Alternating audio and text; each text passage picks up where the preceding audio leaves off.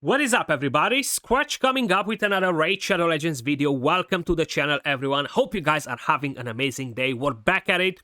Now, my audio might sound a bit different. The quality might not be as good as on the usual videos, guys. That's because I'm recording from the laptop with a different microphone. My setup is all covered up because I'm renovating my apartment, and hopefully, I really hope I'll be done by the end of the week, because this is taking so much longer than I thought. It's actually driving me nuts.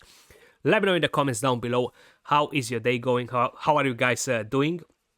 Now, we're gonna have a new Classic Fusion starting on the 9th of February, guys. We're gonna go over the champion. I'm gonna give you my take on it, see kind of like what I think about the champion. I am very curious to hear your opinion as well, so please let me know in the comments down below, what do you think of the upcoming Fusion champion, which we're gonna check in just a second. I just want to mention a quick thing before we're moving over to that. We have the Guaranteed Void Legendary event starting tomorrow together with the 10x event. Now, the Fusion is 1 week away. If you are planning to go for the Fusion, if you're not a Mega Kraken, a Whale, you might want to hold on to the shards, because it's going to be pretty hard to get these fusions done if no. You need to have the shards, and considering there is a Classic Fusion, you're going to need more resources than in a Fragment Fusion. For the simple fact that you need to farm keeps to ascend the champions before you fuse them into epics, then fuse them into the legendary. We don't know what epics will be used just yet for the fusion. I guess we're gonna find that in the next couple of days as well. And this is actually a pair champion, a couple champion. We don't know the couple of the fusion champion either. Now, if you guys remembered, a few days ago, like a week ago, I've mentioned that the next fusion champion will be from the Sylvan Watchers. And there it is a magic support legendary champion. I mean, the design is absolutely beautiful. I love the design. She looks so freaking amazing. Love the blue wings, kind of like the butterfly effect. Looks sick as a design.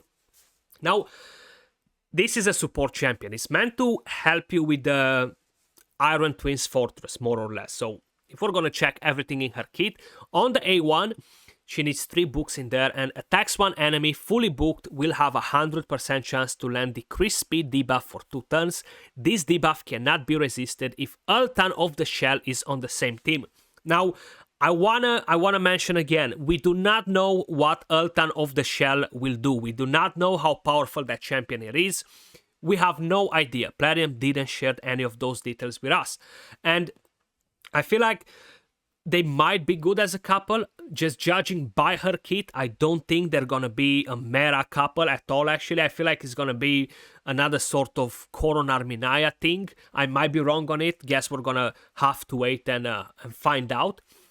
With the A2, heals all allies by 30% of their max HP. Increases the duration of all ally buffs by 1 turn. And this right here can go down to a 3-turn cooldown, which it does make it pretty interesting. Now, I do want to point out a very important thing here. 30% of their max HP. So it's not 30% of her HP. If this was like that, this could have been a much better champion. But because it's 30% of the allies' HP, I feel like if you have a 29k HP, a 30k HP champion, 30% of that is not going to be as impactful as you might think it is. And that can actually be pretty bad, because the champion doesn't really bring any strong buffs for the Iron Twins Fortress. You don't have increased defense, you don't have shield, you don't have strengthen, you don't have ally protection, and that's pretty much what all of you guys need. Like, I've been doing takeovers on the Iron Twins, and most of the times people have the champions. The main issue is not having decent gear to keep the champions alive, and if you don't have the right support with it as well, you're just not gonna end up in using this champion in there just for the decreased speed. Trust me when I'm telling you that, because you need to have the right sort of support in there. So because the champion doesn't bring any of that, I feel like it might be a bit of a bait, you know? With the A3, which will go down on a 3-turn cooldown, and that's a very nice thing, fills the thermometer of all allies by 30%, also places a 50% increased resistance buff on all allies for 2 turns. this is an interesting skill. If you're planning to use something like this for arena, it's honestly gonna be pretty hard for you to make it happen. I feel like it's very hard to justify it in the current meta. Now, for PvE content, this can actually be pretty nice. If the champion would offer a cleanse or something like this, she could have been amazing for Hydra.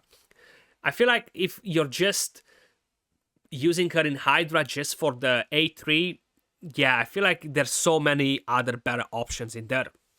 Pretty hard to make her work in Clan Boss, but it's doable to make her work in Clan Boss with the increased duration of all buffs and the turn meter that she's getting.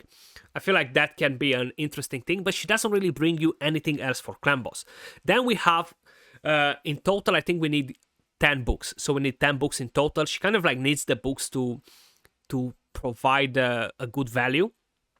On the passive, whenever an ally loses 15% of more their max HP from a single hit, places a 15% continuous heal buff on that ally for 1 turn, then places a 15% continuous heal buff for 2 turns on that ally, and then instantly activates it if Ultan of the Shell is on the same team.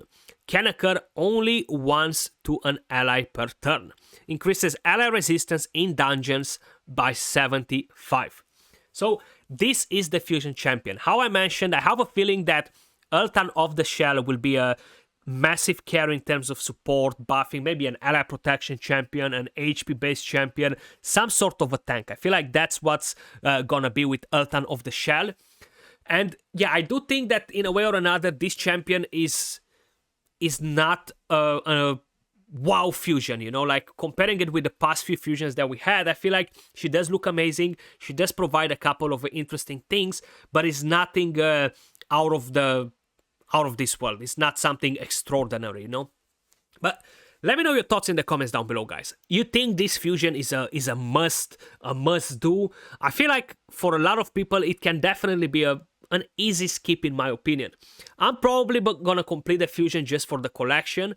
I don't think I'm gonna find a massive use for the champion.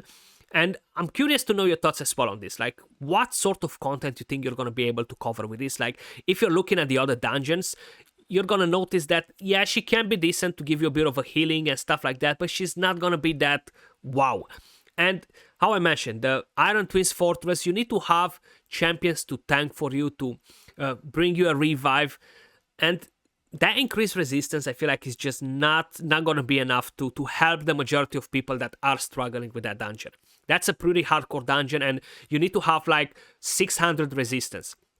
So you're gonna need to have 450 plus resistance anyway if you want this aura to count. And then you need the speed on the champions, you need some tankiness. So I feel like is more of a bait than a champion that's actually gonna help people in that dungeon. Let me know your thoughts in the comments down below. That was all for this video. Much love, appreciate all of you guys watching, and I'll catch you all soon in the next video.